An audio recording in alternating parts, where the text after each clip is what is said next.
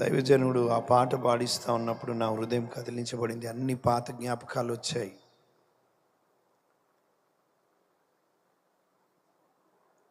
నా హీన స్థితి చూచి అన్నమాట. ఆ పదము పాడుతున్నప్పుడు నా హీన స్థితి గుర్తు చేశాడు ప్రభు.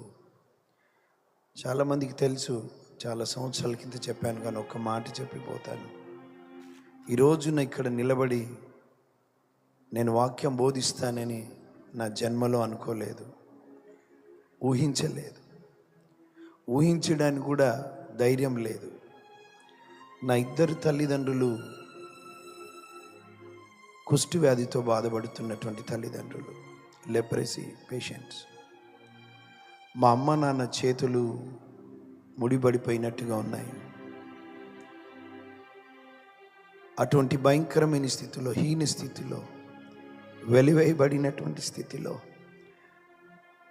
నేను ట్యాప్ దగ్గరికి నీళ్లు పట్టుకోవడానికి పోతే మా అమ్మ నాన్న వెళ్ళలేరు కనుక, వాళ్ళు ఆ బిందె మోయలేరు కనుక, నేను వెళ్ళినప్పుడు అక్కడ ఉన్నటువంటి వారు పూర్తిగా అందరూ పట్టుకున్నాకే నేను నీళ్లు పట్టుకోవాలి. కొన్నిసార్లు వాళ్ళు పట్టుకునేంతలోపు ఆ ట్యాప్ ఆగిపోయేది. ఎప్పుడైనా వీరికన్నా ముందు వెళ్ళి పట్టుకుందామని చూస్తే ఎవరైనా రాగానే ఆ నీళ్ళన్నీ ఒలకపోసేటువంటి వారు. ఎవరు రమ్మన్నాడు రా నీకు? వెలివేయబడిన స్థితి, అవమానపరచబడిన స్థితి, హేళన చేయబడినటువంటి స్థితి. ప్రియులారా, మా అమ్మ నన్ను ఒడిలో పెట్టుకొని నాన్నగారు పని నిమిత్తం వరంగల్ ప్రాంతానికి వెళితే ఇంట్లో డబ్బులు లేక, తినడానికి ఇంట్లో భోజనం లేక, నలుగురిని అడగలేక వేరే ప్రాంతానికి వెళ్ళి కొంగంతా పూర్తిగా కప్పుకొని చేతిలో నన్ను పట్టుకొని, అమ్మా అన్నం ఉంటే ఏంటమ్మా, నా పిల్లోడికి అన్నం లేదు, దయదలిచి కొంచెం అన్నం వేయండమ్మా, రాత్రిదైనా పర్వాలేదు, సద్దన్నం వేయండమ్మా అని ఏడుస్తూ అడిగేది. ఒకరోజు మా అమ్మగారు చెప్పారు, ఒరే నువ్వు నా చంకలో ఉండి నీకు కూడా అలవాటైందిరా ఒక మాట. ఏంటో తెలుసా? అమ్మా అన్నం ఉంటే ఏంటమ్మా, అన్నం ఉంటే ఏంటి. ఈరోజు నిలబడడానికి అర్హత లేదు. దీన స్థితి, హీన స్థితి.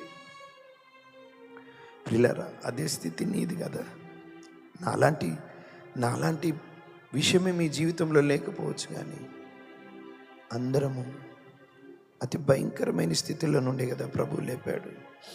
నాకు ఒక వయసు వచ్చి స్కూల్కి తీసుకెళ్తే కుష్ఠరోగుల పిల్లలను స్కూల్లో తీసుకోవట్లేదు. అక్కడ ఆ దినాల్లో ఎక్కడ అంటుకుంటుందో అని భయంలో బ్రతుకుతున్న రోజులు అవి. కొంచెం తెలివి వచ్చింది, 5 సంవత్సరాలు స్కూల్లో వేయాలి.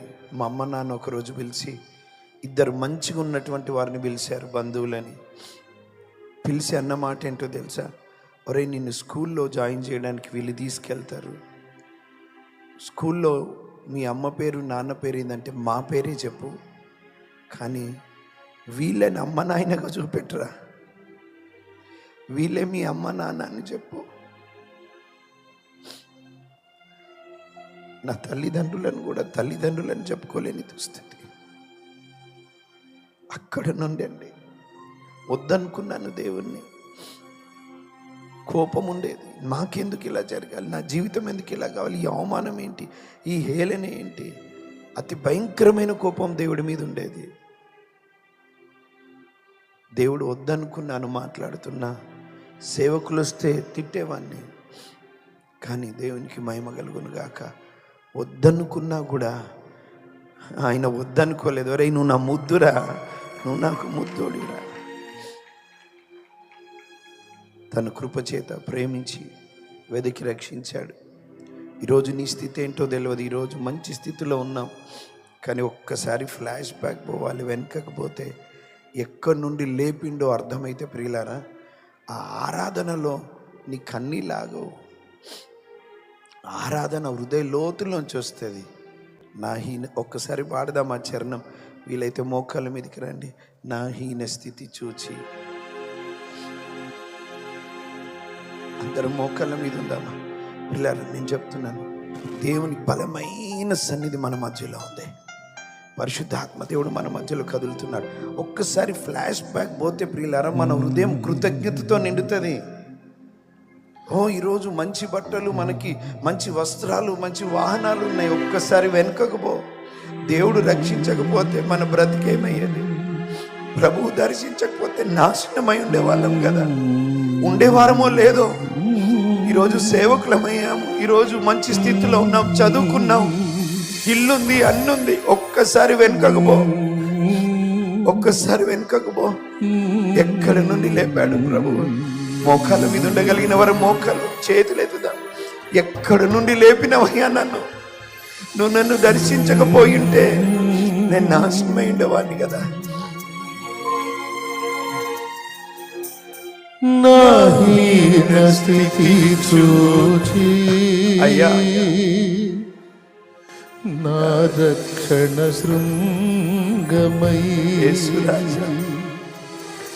నా హీన స్థితి చూచి నా రక్షణ శృంగమై, మనసు చేతులెత్తి మనసారా నా సన్నిధిని తోడని నన్ను ధైర్యపరచిన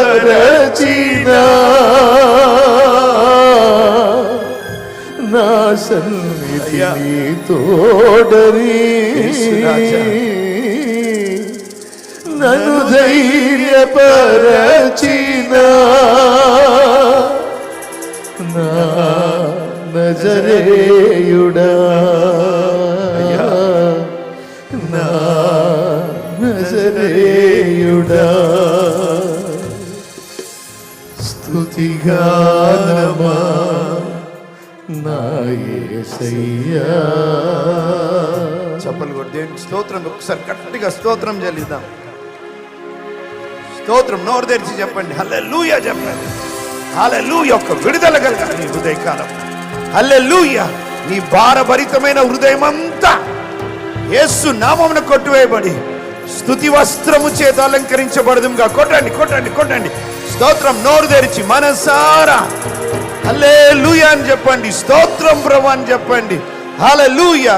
కొట్టండి, కొట్టండి. యేసు నామం. హల్లెలూయా. ఓ రషందర మరలర్కసి. Praise you Jesus. హల్లెలూయా. పరిశుద్ధాత్ముడా, మీ బలమైన సన్నిధికి వందనాలు, వందనాలు, వందనాలు, వందనాలు. ఓ హల్లెలూయా. కృంగిన హృదయాలు లేపబడుతున్నాయి. తెప్పరిల్ల చేస్తున్నాడు ప్రభు. హల్లెలూయా. ధైర్యం చేత నింపుతున్నాడు ఆయన. హల్లెలూయా, హల్లెలూయా, హల్లెలూయా.